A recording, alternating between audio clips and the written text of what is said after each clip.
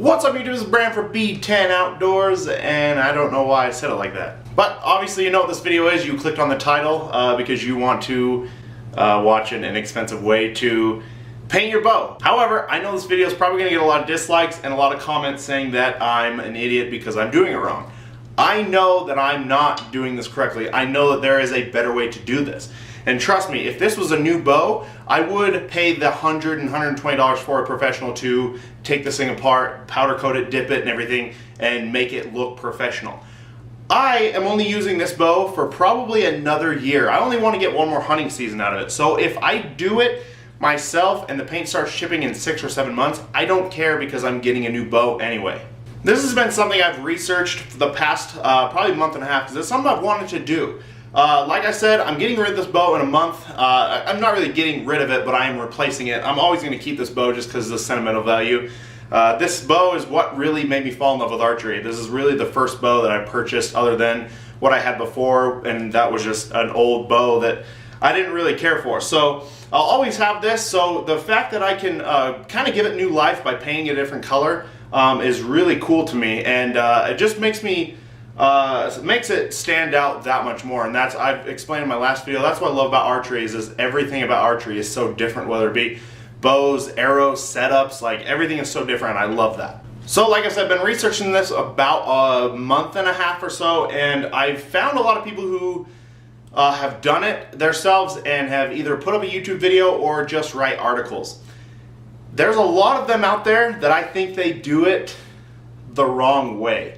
I've never done this before, but I think I have the sense and knowledge to go about it the right way. So what I did was I took some of the good things they did, and I also took the bad things they did and changed it. So for example, a lot of the ones I watched, nobody taped their cams. Some people did, some people didn't. And what I did is I taped these cams. I got this really kind of industrial grade vinyl tape. It's like electrical tape on steroids. You could probably use a really high-end painter's tape. I don't think I'd use anything cheaper. I don't think I'd use any painter's tape that didn't cost a lot of money. So you want to make sure that you got good tape on here. I taped every part of this cam and idler wheel. Not only did I do that, but I saw people, not only did they not tape their cams, but they just sprayed in the axles, and I don't think that's a very good idea. So what I did was took the vinyl tape I was using, rolled it up into, almost made a string out of it, and I just stuck it in those axles and just wrapped it 2 or 3 times and then taped over that, because I don't want any working parts to get gummed up once the paint dries.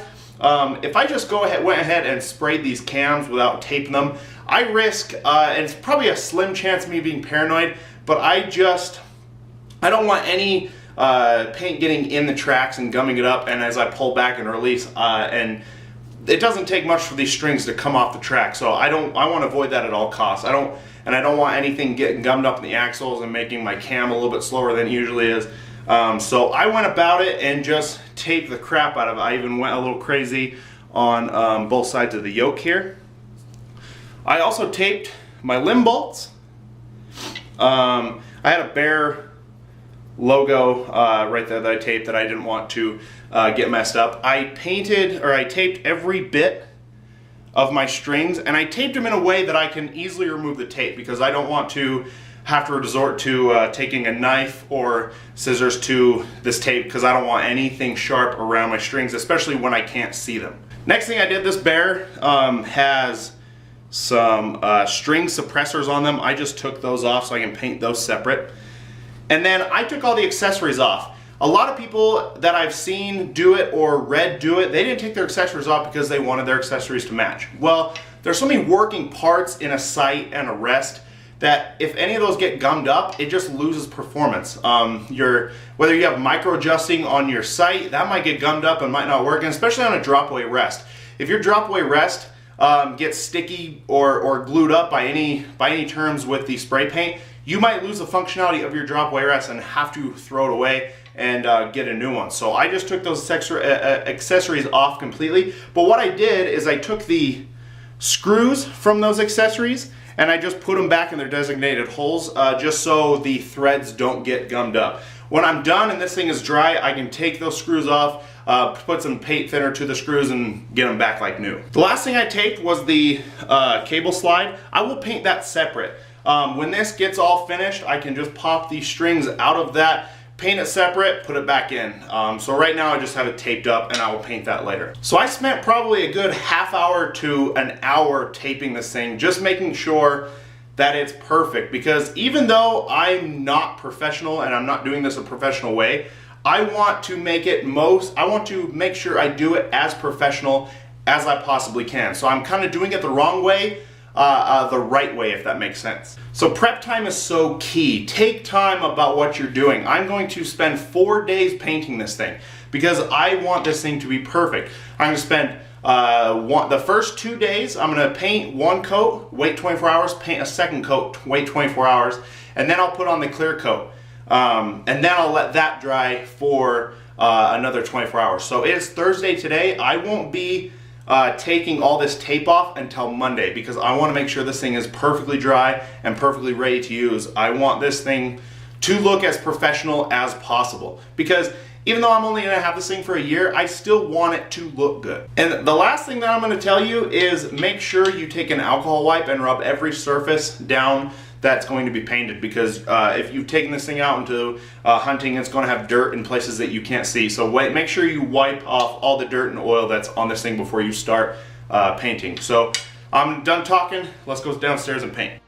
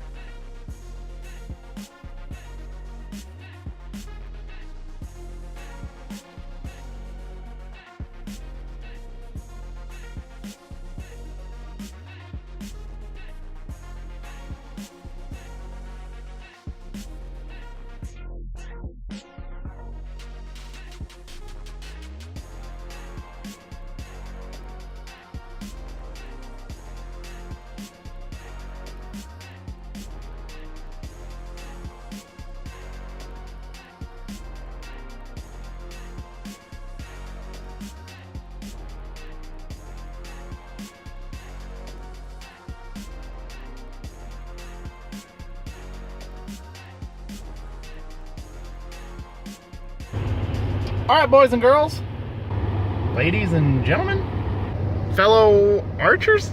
So it's Wednesday, and I just got off work. I'm actually sitting in the parking lot right now. So if a coworker looks at me weird tomorrow, then I know they saw me talking to a camera. And I don't know why I'm still weird about filming in public, but anyway. That's for another video. So it's Wednesday. I know I said the project would be done Monday, but had a couple hiccups. Remember before I talked about the cable slide and how I was going to paint that? Well, the paint didn't really like to stick to that thing. I don't know what it's made out of, just plastic, but paint didn't want to stick to it. So it's drying right now, should be dry. And I honestly don't know what it looks like. So if it looks like crap, I'm just going to take whatever paint stuck and take it off. So you'll either see a white cable slide or a black cable slide. Also, one thing I didn't tell you before, I'm a little concerned about something. So I painted the whole bow black, and I taped up the cam and idler wheel and those are green. So I'm kind of worried what the finished product's gonna look like with those two being different colors. So I guess we'll find out. All right, I got all the tape off. How does the green and the black look together? Ooh, I'm just kidding, it looks freaking badass. Take a look.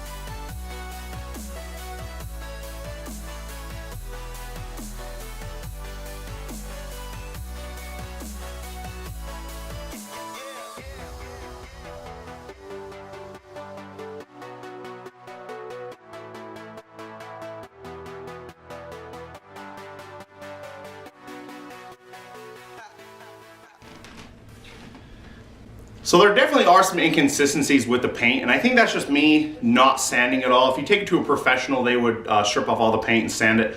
Or even if you do this yourself, even if I would do this again myself, I would definitely take the time to sand everything, make it nice and smooth, because this thing's been beat up for 5 years. There's been a lot of cracking in the paint, and just the paint's been, you know, tore up pretty good just because it's, you know, I've used this thing all the time. So I think a little bit of sanding would go a long way, but other than that, I'm super happy with this.